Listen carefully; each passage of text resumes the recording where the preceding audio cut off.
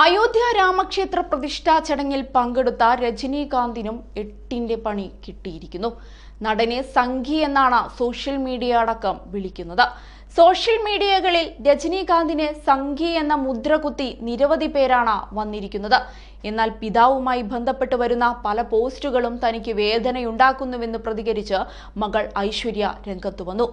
അദ്ദേഹം ഒരു മനുഷ്യസ്നേഹിയായതിനാലാണ് ലാൽ സലാം പോലെ ഒരു ചിത്രത്തിൽ അഭിനയിച്ചതെന്നാണ് ഐശ്വര്യ മറുപടി പറഞ്ഞത്. ഒരു സംഖ്യയായിരുന്നുവെങ്കിൽ ഒരിക്കലും അദ്ദേഹം അങ്ങനെ ചെയ്യില്ലായിരുന്നുവെന്നും അവർ ചൂണ്ടിക്കാട്ടി. രജനീകാന്ത് മുഖ്യവേഷത്തിലെത്തുന്ന ഐശ്വര്യ സംവിധാനം ചെയ്ത ഏറ്റവും പുതിയ ചിത്രമായ ലാൽ സലാമിന്റെ ഓഡിയോ ലോഞ്ചിലായിരുന്നു അവർ ഇക്കാര്യം വെളിപ്പെടുത്തിയത്.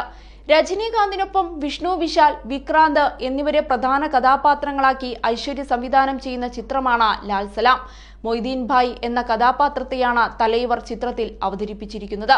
നേരത്തെ രാഷ്ട്രീയ പാർട്ടിയുമായി ബന്ധപ്പെട്ട വാർത്തകൾ വന്നപ്പോൾ മുതൽ രജനീകാന്ത് BJP പാളയത്തിൽ എത്തുമെന്ന അഭ്യൂഹങ്ങൾ പ്രചരിച്ചിരുന്നു.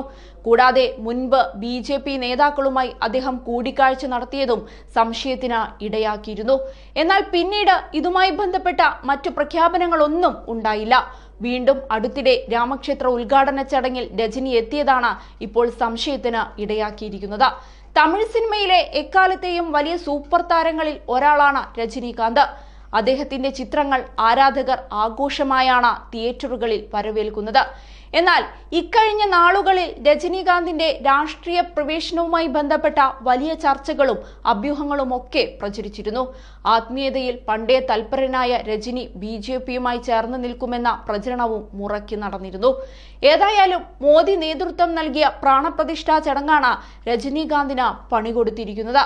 നിരവധി പ്രമുഖരായിരുന്നു അന്ന് ചടങ്ങിൽ പങ്കെടുത്തത്.